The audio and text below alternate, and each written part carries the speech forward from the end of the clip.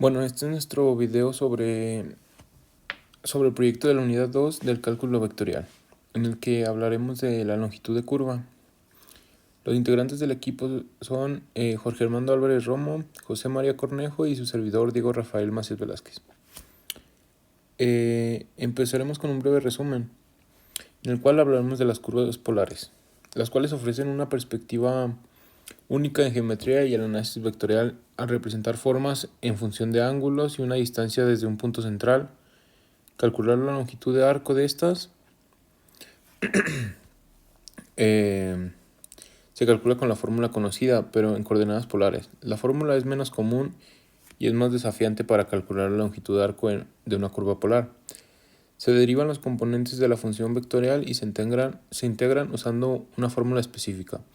Este proceso requiere una comprensión en el cálculo y las aplicaciones en física, ingeniería y geometría. Un ejemplo muy práctico incluye calcular la longitud de la trayectoria de un cohete espacial, el cual es el ejemplo que escogimos para nuestro proyecto. Este enfoque combina conceptos de derivación, integración y simplificación para obtener resultados precisos y aplicables. Empezaremos con la introducción. Ya metiéndonos más en el campo de la geometría y el análisis vectorial, se pueden encontrar distintas maneras de representar y examinar las curvas. Una de estas es mediante el uso de curvas polares. Esto se enfoca, como su nombre lo dice, en el análisis de la longitud de arco de las curvas polares. Estas curvas polares nos brindan una visión única y poderosa para poder comprender las formas y movimientos en el espacio, a diferencia de las curvas cartesianas, que esas se definen en la función de las coordenadas y x, y las curvas polares se describen en función de un ángulo y una distancia desde un punto central. Esto nos podrá permitir tener una descripción más intuitiva y versátil de ciertas formas y movimientos especiales, aquellos que poseen una simetría radial o angular. Aparte de esto, calcular la longitud de arco de una curva polar puede resultar un tanto complicada, mientras que la fórmula para calcular la longitud de arco en coordenadas cartesianas es muy conocida. Su parte en coordenadas polares es poco común y resulta ser más difícil de poder aplicar. Todo esto nos ayuda a explorar el tema haciendo una explicación detallada y que sea comprensible sobre cómo determinar la longitud de arco polar de curvas polares, en el área de la geometría vectorial. La longitud de arco de una curva definida en coordenadas polares puede resaltar de una fórmula específica en coordenadas rectangulares. La longitud de arco de una curva parametrizada para un valor de valores t está dada por la fórmula siguiente. La longitud de la curva o arco, ya sea cualquiera de las dos maneras, es técnicamente lo mismo. Se tiene que tener dos puntos muy importantes: saber derivar y saber integrar. Obviamente un toque de cálculo diferencial y la álgebra lineal. Bueno, como tal, se tiene que utilizar una representación gráfica de esta ecuación vectorial. Se tiene que demostrar las componentes x, y y z. Se pueden sumar entre ellas, por eso está la letra i, j y k. Así se expresa esta ecuación y se toma en cuenta un intervalo A, que es el menor, a b, que es el mayor, y ya pues es el punto evaluado que se quiere ver entre los intervalos. Bueno, la fórmula de la longitud de la curva es la integral definida de la raíz cuadrada del componente de la derivada del componente x al cuadrado más la derivada del componente y al cuadrado más la derivada del componente z al cuadrado. Todo esto se suma entre ellos, ya de ahí se saca la raíz y al final se saca la integral definida. Esto se tiene que tener en cuenta que se haga paso por paso. Primero lo que está dentro y luego ya podemos salir hasta el final con nuestra integral. Bueno, ahora ya que se tiene una explicación directa a cómo se hace esto, vamos a hacer un ejemplo.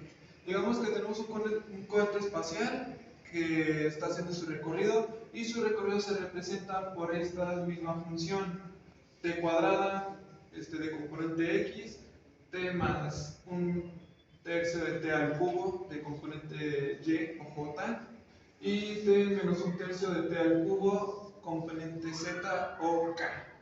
Esta es la ecuación de cómo va a ser el recorrido del cohete con respecto al tiempo. Pero ok, lo que queremos ver es dónde va a estar nuestro cohete o qué tanto va a recorrer, por ejemplo, de 0 minutos a media hora, 30 minutos. Entonces, por eso sí lo podemos representar nuestro intervalo de A B, de 0 a 30 minutos. Ahora, lo que podemos hacer directamente es solamente sustituir a nuestra fórmula. Como podemos decir, era la raíz, la integral definida de 0 a 30, la raíz cuadrada de la derivada del componente x. Este es nuestro componente x. Entonces va a ser t cuadrada, la derivada de t cuadrada al cuadrado, más nuestro componente y, la derivada del componente y al cuadrado, más la derivada del componente z al cuadrado. Ok, entonces primero lo que tenemos que hacer es derivar cada parte, x, y z. Bueno, aquí ya se puede ver que ya pudimos sacar la derivada de cada uno e inmediatamente podemos quitar los paréntesis, quedando la función de la siguiente manera y ya lo recomendable es simplificar lo más posible. Por ejemplo, 2t cuadrada se elimina porque hay otro menos 2t cuadrada. ¿Qué otra cosa más? Pues son t cuartas, entonces sería 2t a la cuarta, 4t cuadrada, más 1, más 1, más 2. Bueno, desde ya como tenemos la función anteriormente, la tenemos que simplificar todavía más. Ya cuando se había completado las sumas y las restas, queda esta función. Pero tienes que sacar un factor común entre esa función. En este caso fue el número 2. Entonces se puede simplificar con 2 por 1 más 2t cuadrada más t a la cuarta y ya funciona el resto de la función. Bueno, en este caso, lo que está pasando en esta paréntesis es un binomio cuadrado perfecto. Entonces se puede simplificar de la misma manera. 1 más t cuadrada y ya todo esto se encuentre al cuadrado. Ahora, por ejemplo, en este caso ya está pasando una multiplicación. Simplemente lo podemos separar en estas dos partes. Nuestro raíz de 2 y nuestra raíz de 1 más t cuadrado, todo al cuadrado. Y ya podemos simplificar de la siguiente manera. La raíz de 2 lo podemos poner directamente. Ahí está. Y luego la raíz de toda esta parte, como esto está al cuadrado, se elimina. Y también se elimina la raíz cuadrada y queda esta parte. Entonces ya queda nuestra integral ya directa y quedaría t más un tercio por t al cubo. Y ya todo es multiplicado por la raíz de 2. En un intervalo de 0 a 30, nuestros minutos. De 0 minutos a 30 minutos. Y ya con esto podemos sacar directamente el resultado con solamente sustituir t por 30.